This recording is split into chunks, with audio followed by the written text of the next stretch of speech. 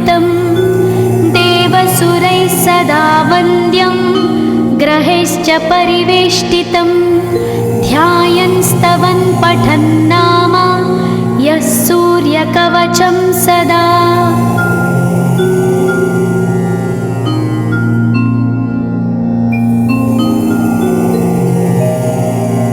कवचं गृणिः पातु शिरोदेशं सूर्यः पालं च पातु मे आदित्यो लोचने पातु श्रुतिपातः प्रभाकरः घ्राणं पातु सदा भानो अर्क पातु तथा।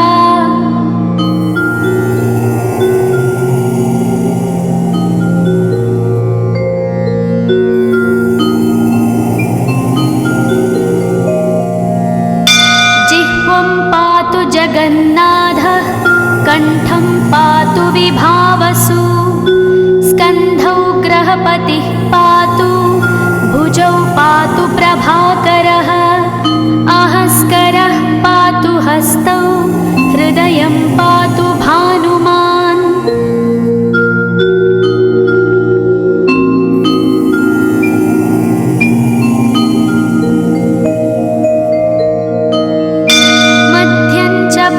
सप्ताश्वो नाभिं पातु नभोमणिः द्वादशात्मा कटिं पातु सविता पातु सक्तिनी ऊरू पातु सुरश्रेष्ठो जानुनी पातु भास्करः जङ्घे पातु च मार्ताण्डो गुल्फौ पातु त्विषाम्पतिः।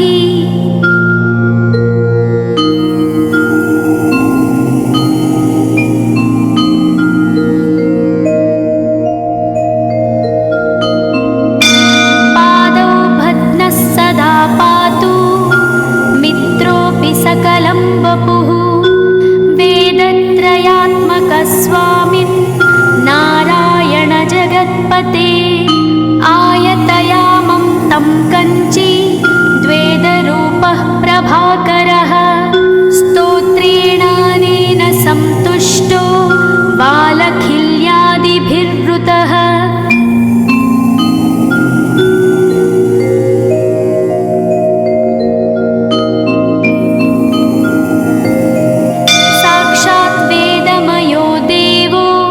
रथारूढः समागतः तं दृष्ट्या सहस्तोत्थाय दण्डवत् प्रणमन् भुवि कृताञ्जलिपुटो भूत्वा सूर्यस्याग्रे स्तुवत्तदा वेदमूर्तिः महाभागो ज्ञानदृष्टिर्विचार्य च ब्रह्मणा स्थापितं पूर्वं यथा यमाविवर्जितम्।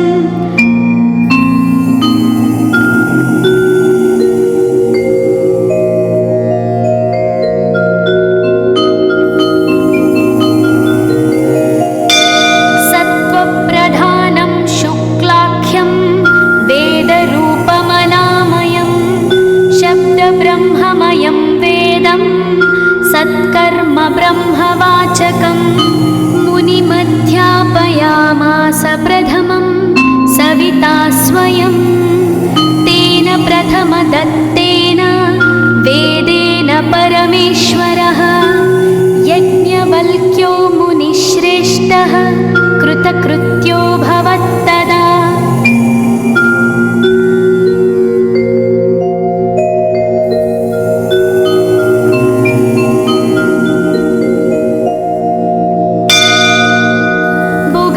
सकलान् वेदान् ज्ञातवान् सूर्यसन्निधौ इदं स्तोत्रं महापुण्यं पवित्रं पापनाशनं यः पठेच्छृणुयाद्वापि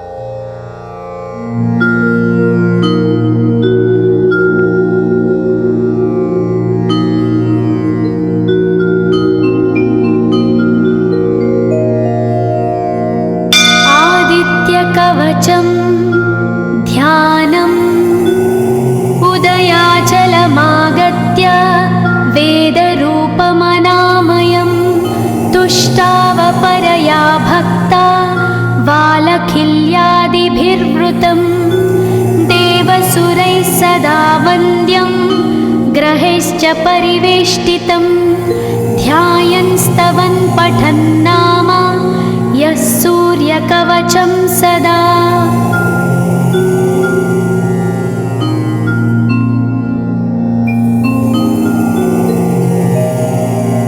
कवचं गृणिः पातु शिरोदेशं सूर्यः पालं च पातु मे आदित्यो लोचने पातु श्रुतिपातः प्रभाकरः घ्राणं पातु सदा भानो अर्क पातु तथा।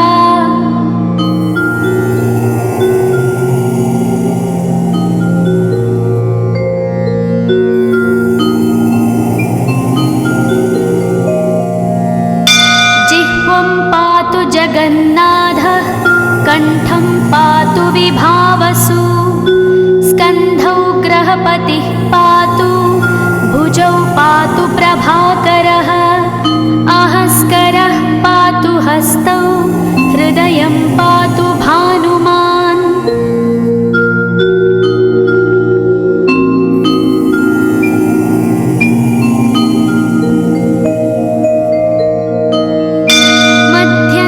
पातु सप्ताश्वो नाभिं पातु नभोमणिः द्वादशात्मा कटिं पातु सविता पातु सक्तिनी ऊरू पातु सुरश्रेष्ठो जानुनी पातु भास्करः जङ्घे पातु च मार्ताण्डो गुल्फौ पातु त्विषाम्पतिः।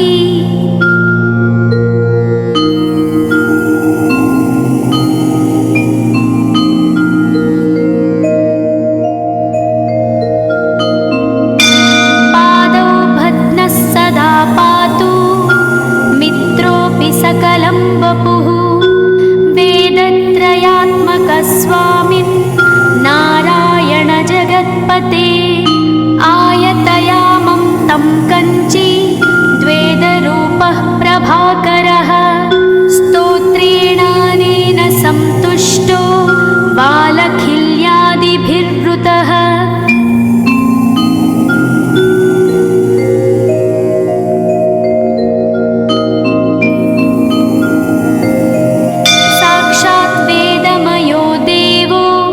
रथारूढः समागतः तं दृष्ट्या सहस्तोत्थाय दण्डवत् प्रणमन् भुवि कृताञ्जलिपुटो भूत्वा सूर्यस्याग्रे स्तुवत्तदा वेदमूर्तिः महाभागो ज्ञानदृष्टिर्विचार्य च ब्रह्मणा स्थापितं पूर्वं यथा यमाविवर्जितम्।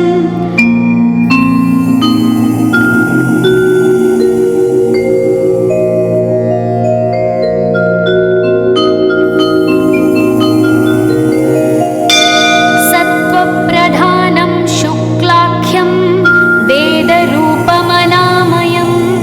शब्दब्रह्ममयं वेदं सत्कर्म ब्रह्मवाचकं मुनिमध्यापयामास प्रथमं सविता स्वयं तेन प्रथमदत्तेन वेदेन परमेश्वरः यज्ञवल्क्यो मुनिश्रेष्ठः कृतकृत्यो भवत्तदा।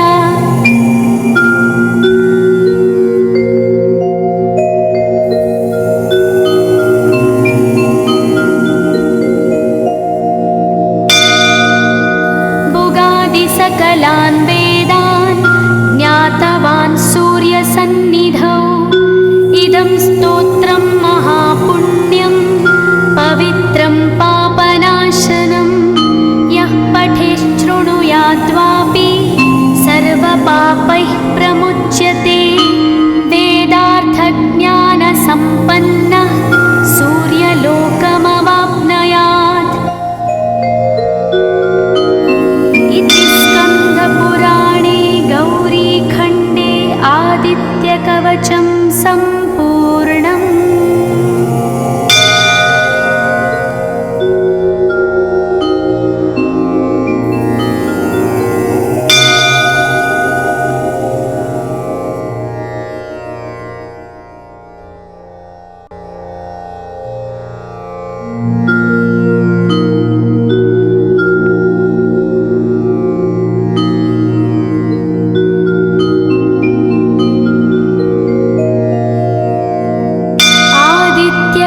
कवचं ध्यानम् उदयाचलमागत्य वेदरूपमनामयं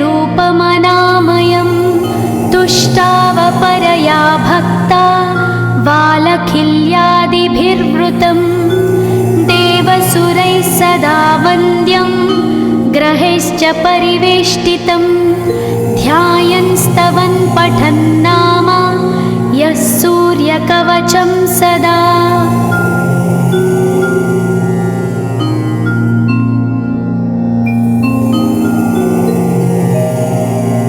कवचं गृणिः पातु शिरोदेशं सूर्यः पालं च पातु मे आदित्यो लोचने पातु श्रुतिपातः प्रभाकरः घ्राणं पातु सदा भानो अर्क पातु तथा।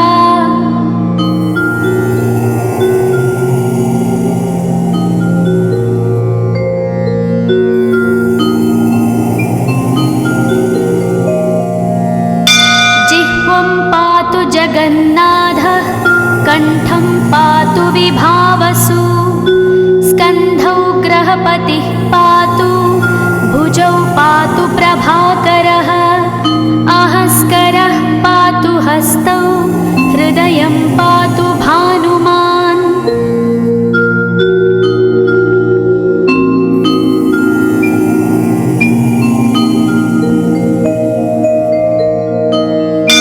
मध्यं च पातु सप्ताश्वो नाभिं पातु नभोमणिः द्वादशात्मा कटिं पातु सविता पातु सक्तिनी ऊरू पातु सुरश्रेष्ठो जानुनी पातु भास्करः जङ्घे पातु च मार्ताण्डो गुल्फौ पातु त्विषाम्पतिः।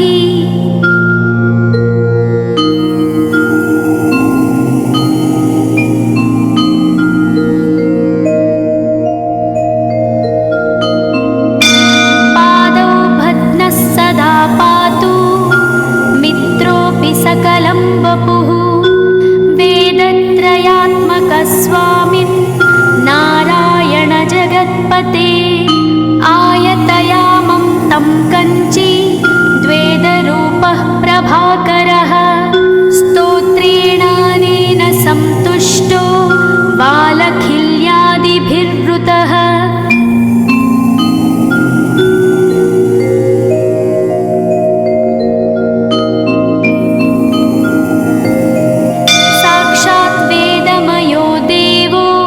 रथारूढः समागतः तं दृष्ट्या सहस्तोत्थाय दण्डवत् प्रणमन् भुवि कृताञ्जलिपुटो भूत्वा सूर्यस्याग्रे स्तुवत्तदा वेदमूर्तिः महाभागो ज्ञानदृष्टिर्विचार्य च ब्रह्मणा स्थापितं पूर्वं यथा यमाविवर्जितम्।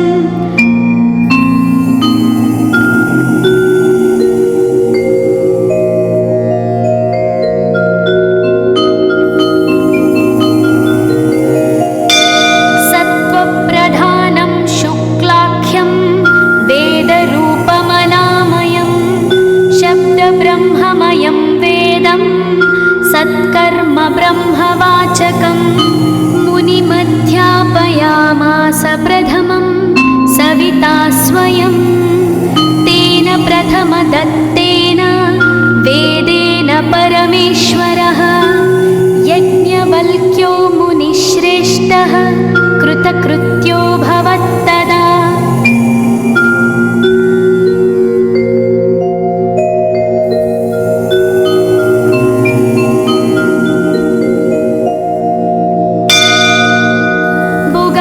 सकलान् वेदान् ज्ञातवान् सूर्यसन्निधौ इदं स्तोत्रं महापुण्यं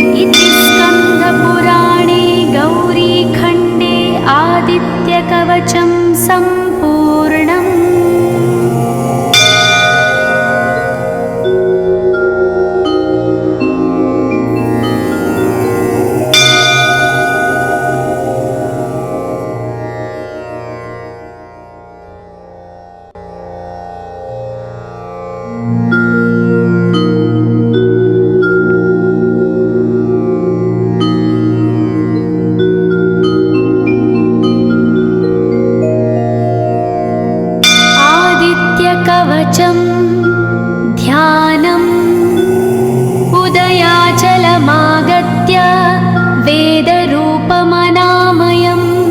तुष्टावपरया भक्ता वालखिल्यादिभिर्वृतं देवसुरैः सदा वन्द्यं ग्रहैश्च परिवेष्टितं ध्यायन् स्तवन् पठन् नाम यः सूर्यकवचं सदा।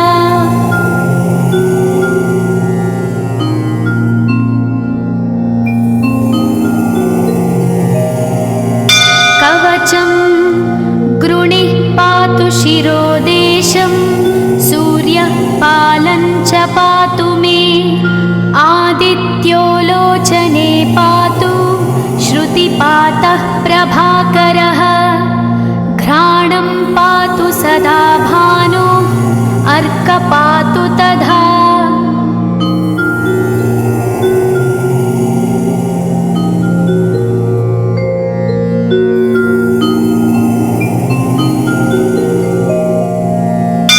जिह्वं पातु जगन्नाथः कण्ठं पातु विभावसु स्कन्धौ ग्रहपतिः पातु भुजौ पातु प्रभाकरः अहस्करः पातु हस्तौ हृदयं पातु भानुमान्।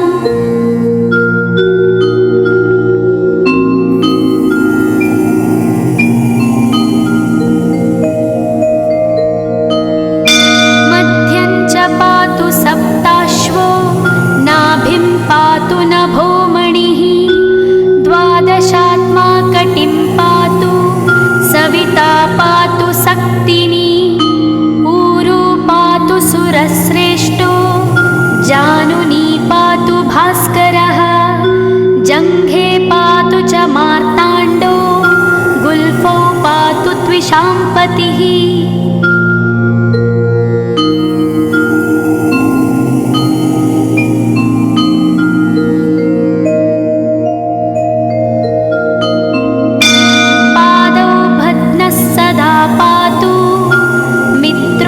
सकलं वपुः वेदत्रयात्मकस्वामिन् नारायण जगत्पते आयतयामं तं कञ्ची द्वेदरूपः प्रभाकरः स्तोत्रेणानेन सन्तुष्टो वालखिल्यादिभिर्वृतः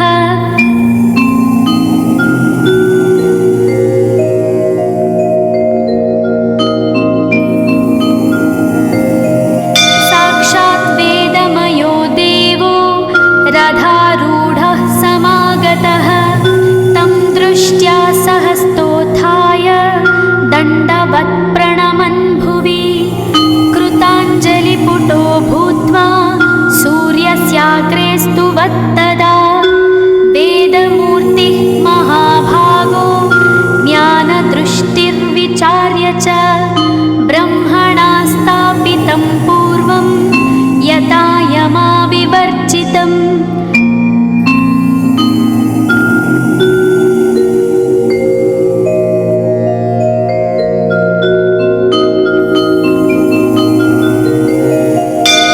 सत्त्वप्रधानं शुक्लाख्यं वेदरूपमनामयं शब्दब्रह्ममयं वेदं सत्कर्म ब्रह्मवाचकं मुनिमध्यापयामास प्रथमं सविता स्वयं तेन प्रथमदत्तेन वेदेन परमेश्वरः यज्ञवल्क्यो मुनिश्रेष्ठः कृतकृत्यो भवत्तदा।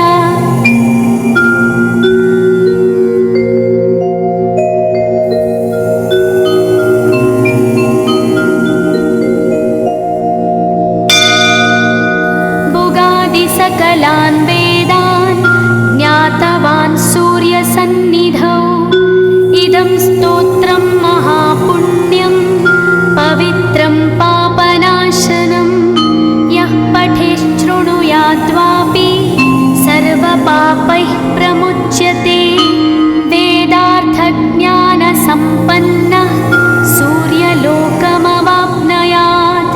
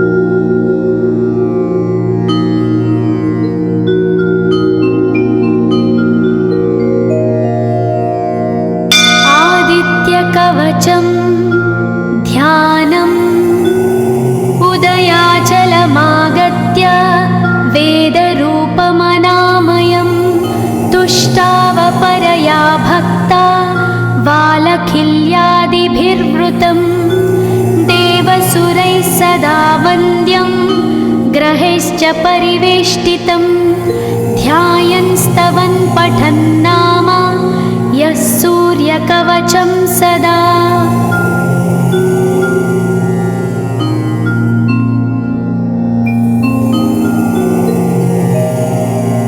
कवचं गृणिः पातु शिरोदेशं सूर्यः पालं च पातु मे आदित्यो लोचने पातु श्रुतिपातः प्रभाकरः घ्राणं पातु सदा भानो अर्क पातु तथा।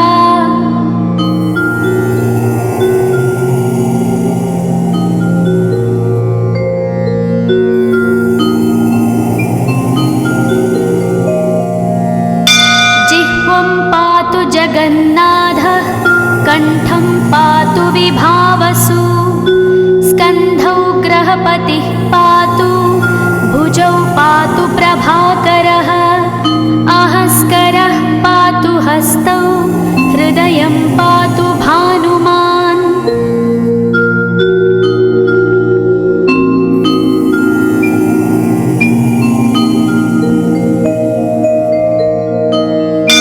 मध्यं च पातु सप्ताश्वो नाभिं पातु नभोमणिः द्वादशात्मा कटिं पातु सविता पातु सक्तिनी ऊरू पातु सुरश्रेष्ठो जानुनी पातु भास्करः जङ्घे पातु च मार्ताण्डो गुल्फौ पातु त्विषाम्पतिः।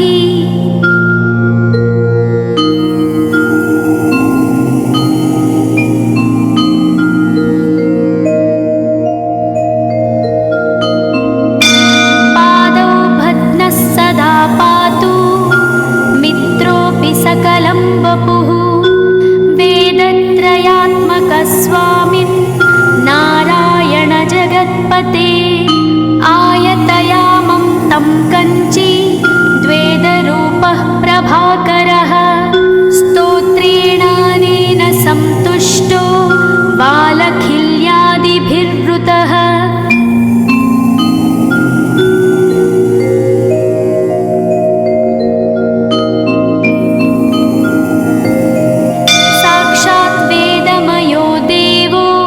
रथारूढः समागतः तं दृष्ट्या सहस्तोत्थाय दण्डवत् प्रणमन् भुवि कृताञ्जलिपुटो भूत्वा सूर्यस्याग्रे स्तुवत्तदा वेदमूर्तिः महाभागो ज्ञानदृष्टिर्विचार्य च ब्रह्मणा स्थापितं पूर्वं यथा यमाविवर्जितम्।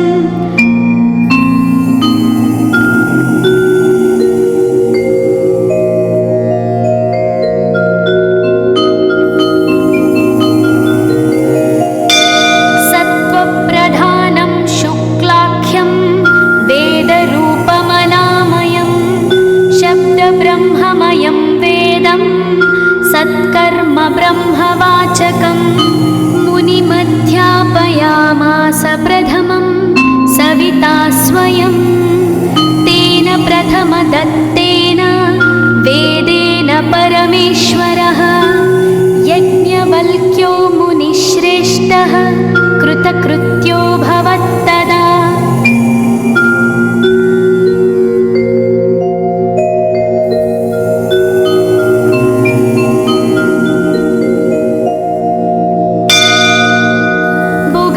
सकलान् वेदान् ज्ञातवान् सूर्यसन्निधौ इदं स्तोत्रं महापुण्यं पवित्रं पापनाशनं यः पठेच्छृणुयाद्वापि सर्वपापैः प्रमुच्यते वेदार्थज्ञानसम्पन्नः सूर्यलोकमवाप्नुयात्। पुराणे गौरीखण्डे आदित्यकवचं सम्पूर्णम्।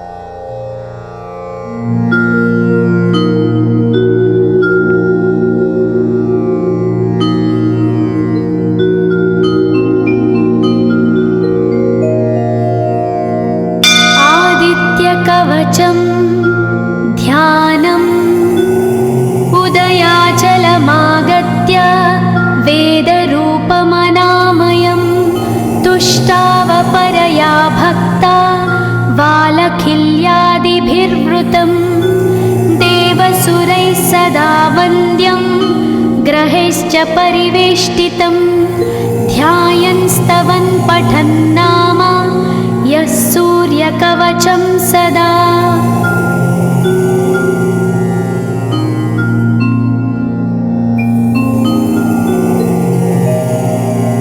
कवचं गृणिः पातु शिरोदेशं सूर्यः पालं च पातु मे आदित्यो लोचने पातु श्रुतिपातः प्रभाकरः घ्राणं पातु सदा भानो अर्क पातु तथा।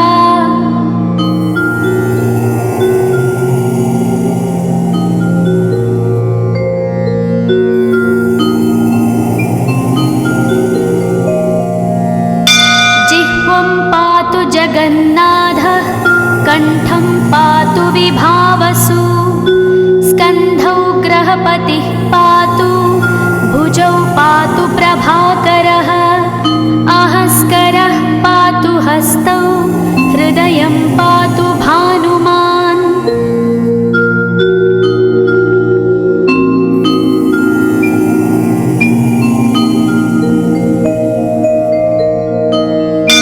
मध्यं च पातु सप्ताश्वो नाभिं पातु नभोमणिः द्वादशात्मा कटिं पातु सविता पातु सक्तिनी ऊरू पातु सुरश्रेष्ठो जानुनी पातु भास्करः जङ्घे पातु च मार्ताण्डो गुल्फौ पातु त्विषाम्पतिः।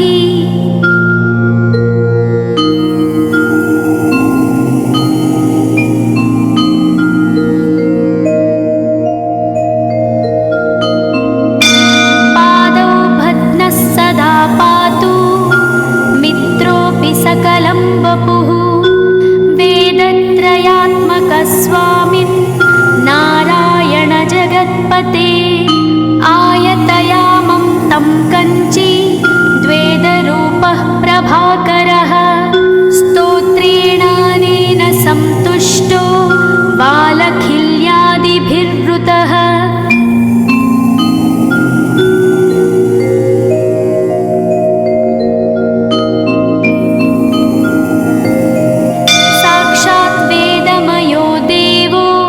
रथारूढः समागतः तं दृष्ट्या सहस्तोत्थाय दण्डवत् प्रणमन् भुवि कृताञ्जलिपुटो भूत्वा सूर्यस्याग्रे स्तुवत्तदा वेदमूर्तिः महाभागो ज्ञानदृष्टिर्विचार्य च ब्रह्मणा स्थापितं पूर्वं यथा यमाविवर्जितम्।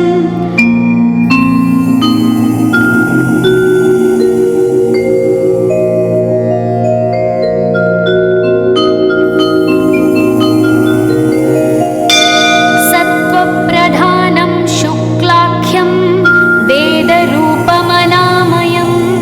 शब्दब्रह्ममयं वेदं सत्कर्म ब्रह्मवाचकम् मुनिमध्यापयामास प्रथमं सविता स्वयं तेन प्रथमदत्तेन वेदेन परमेश्वरः यज्ञवल्क्यो मुनिश्रेष्ठः कृतकृत्यो भवत्तदा।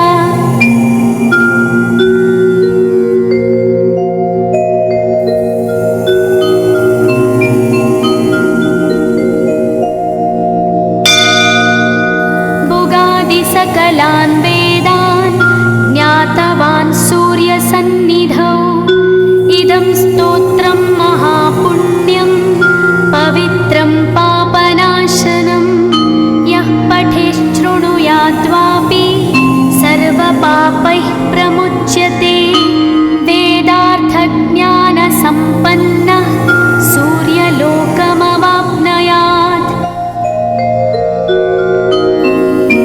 स्कन्दपुराणे गौरीखण्डे आदित्यकवचं सम्पूर्णम्।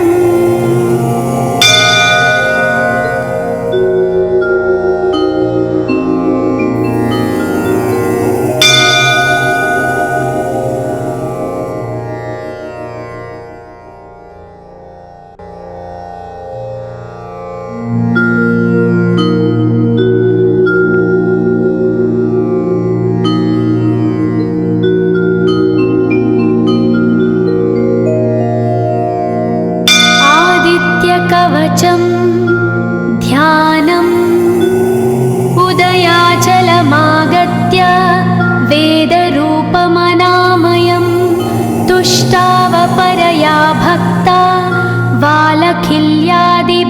विवृतं देवसुरैः सदा वन्द्यं ग्रहैश्च परिवेष्टितं ध्यायन् स्तवन् पठन् नाम यः सूर्यकवचं सदा।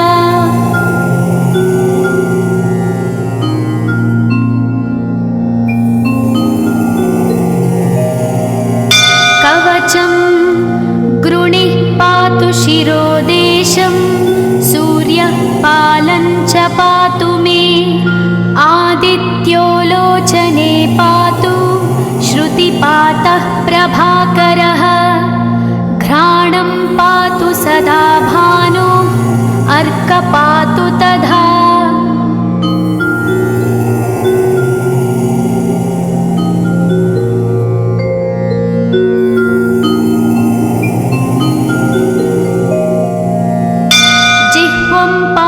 जगन्नाथः कण्ठं पातु विभावसु स्कन्धौ ग्रहपतिः पातु भुजौ पातु प्रभाकरः अहस्करः पातु हस्तौ हृदयं पातु भानुमान्।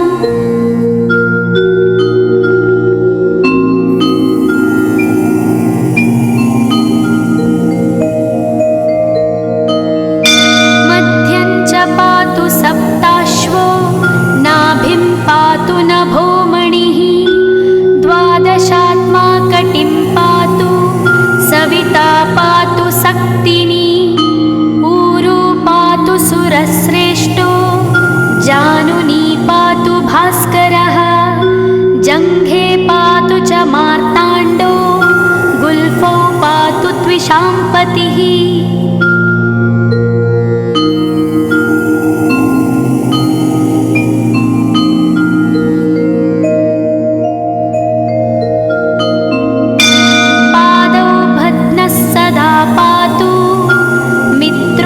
सकलं वपुः वेदत्रयात्मकस्वामिन् नारायण जगत्पते आयतयामं तं कञ्ची द्वेदरूपः प्रभाकरः स्तोत्रेणानेन सन्तुष्टो बालखिल्यादिभिर्वृतः।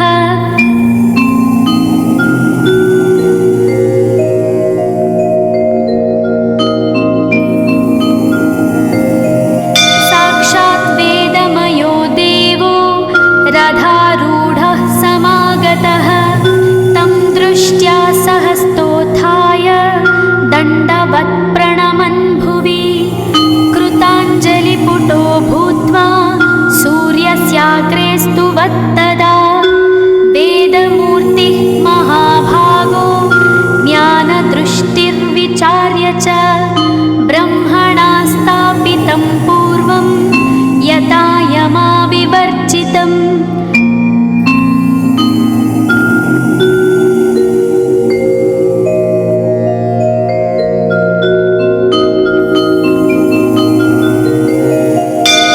सत्त्वप्रधानं शुक्लाख्यं वेदरूपमनामयं शब्दब्रह्ममयं वेदं सत्कर्म ब्रह्मवाचकम् मुनिमध्यापयामास प्रथमं सविता स्वयं तेन प्रथमदत्तेन वेदेन परमेश्वरः यज्ञवल्क्यो मुनिश्रेष्ठः कृतकृत्यो भवत्तदा।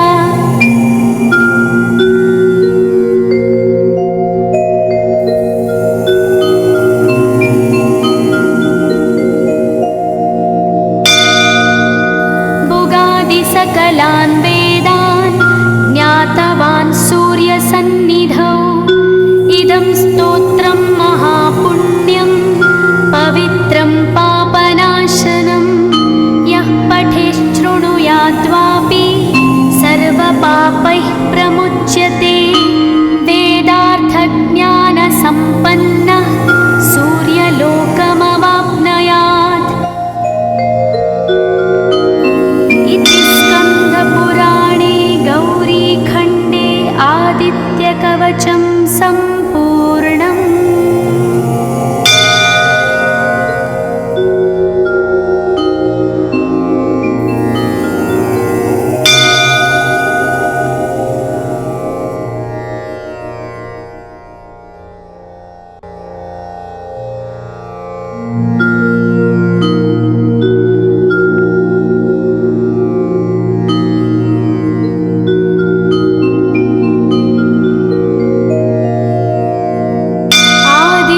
सूर्यकवचं ध्यानम् उदयाचलमागत्य वेदरूपमनामयं तुष्टावपरया भक्ता वालखिल्यादिभिर्वृतं देवसुरैः सदा वन्द्यं ग्रहैश्च परिवेष्टितं ध्यायन् स्तवन् पठन् नाम यः सूर्यकवचं सदा।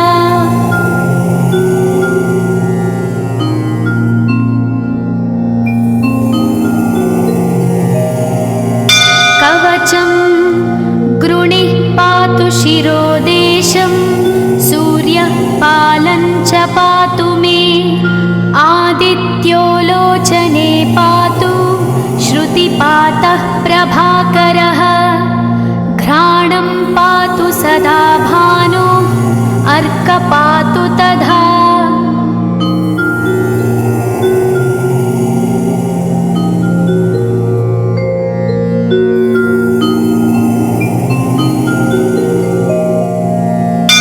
जिह्वं पातु जगन्नाथः कण्ठं पातु विभावसु स्कन्धौ ग्रहपतिः पातु भुजौ पातु प्रभाकरः अहस्करः पातु हस्तौ हृदयं पातु भानुमान्।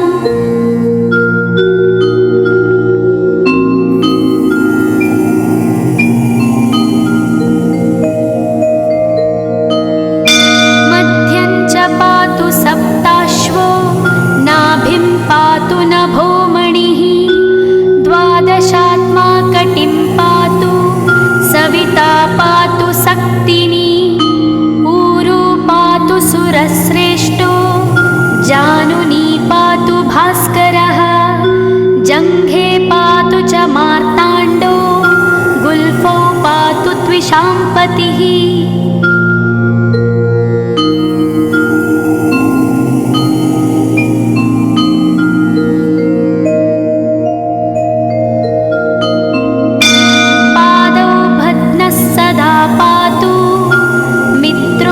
सकलं वपुः वेदत्रयात्मकस्वामिन् नारायण जगत्पते आयतयामं तं कञ्ची द्वेदरूपः प्रभाकरः स्तोत्रेणानेन सन्तुष्टो वालखिल्यादिभिर्वृतः।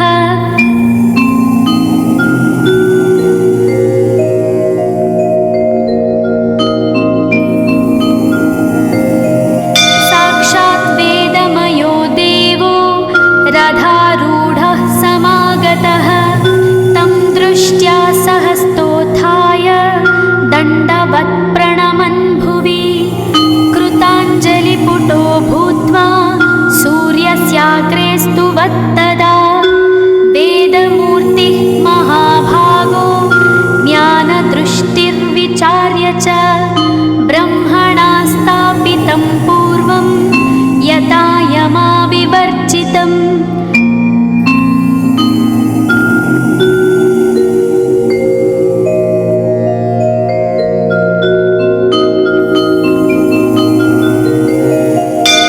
सत्त्वप्रधानं शुक्लाख्यं वेदरूपमनामयं शब्दब्रह्ममयं वेदं सत्कर्म ब्रह्मवाचकम् मुनिमध्यापयामास प्रथमं सविता स्वयं तेन प्रथमदत्तेन वेदेन परमेश्वरः यज्ञवल्क्यो मुनिश्रेष्ठः कृतकृत्यो भवत्तदा।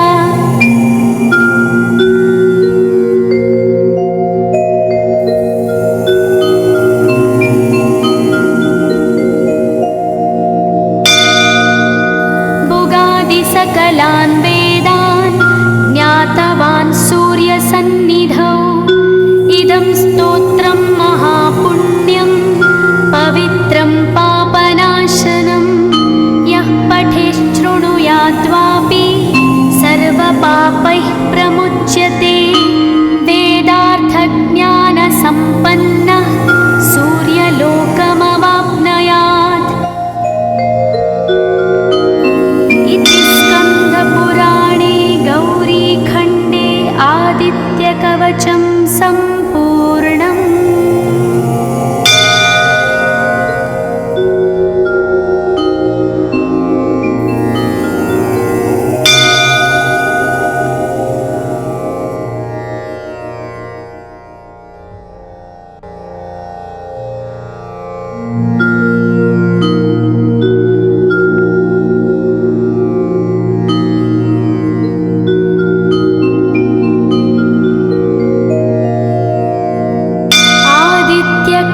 कवचं ध्यानम् उदयाचलमागत्य वेदरूपमनामयं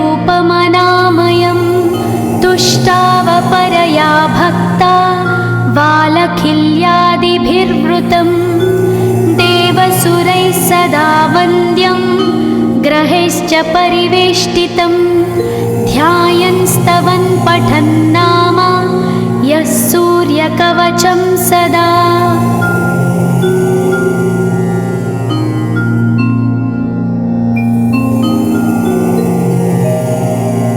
कवचं गृणिः पातु शिरोदेशं सूर्यः पालं च पातु मे आदित्यो लोचने पातु श्रुतिपातः प्रभाकरः घ्राणं पातु सदा भानो अर्कपातु तथा।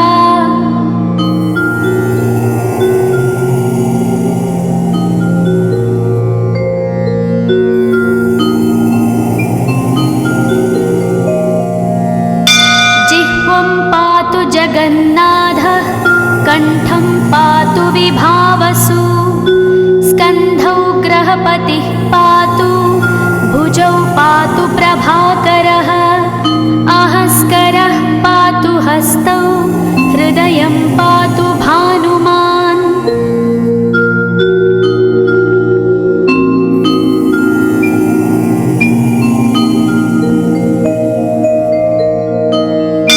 मध्यं च पातु सप्ताश्वो नाभिं पातु नभोमणिः द्वादशात्मा कटिं पातु सविता पातु सक्तिनी ऊरू पातु सुरश्रेष्ठो जानुनी पातु भास्करः जङ्घे पातु च मार्ताण्डो गुल्फौ पातु त्विषाम्पतिः।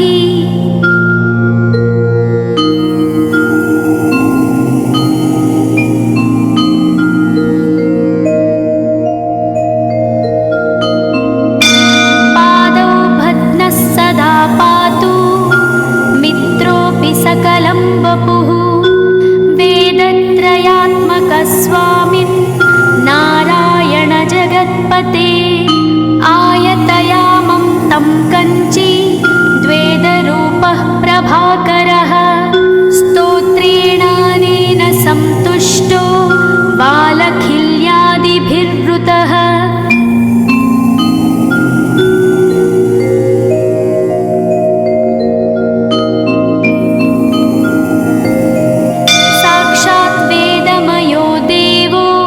रथारूढः समागतः तं दृष्ट्या सहस्तोत्थाय दण्डवत् प्रणमन् भुवि कृताञ्जलिपुटो भूत्वा सूर्यस्याग्रे स्तुवत्तदा वेदमूर्तिः महाभागो ज्ञानदृष्टिर्विचार्य च ब्रह्मणा स्थापितं पूर्वं यथा यमाविवर्जितम्।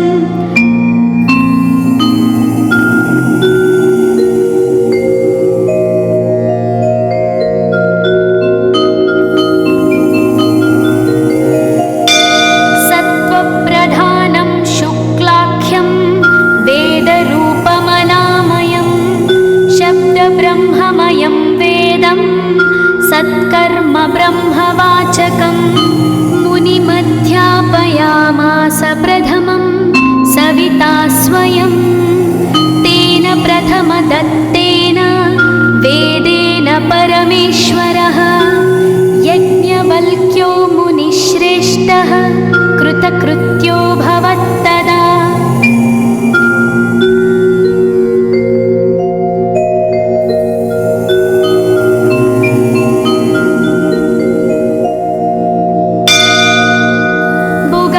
सकलान् वेदान् ज्ञातवान् सूर्यसन्निधौ इदं स्तोत्रं महापुण्यं पवित्रं पापनाशनं यः पठेच्छृणुयाद्वापि सर्वपापैः प्रमुच्यते वेदार्थज्ञानसम्पन्नः सूर्यलोकमवाप्नुयात्।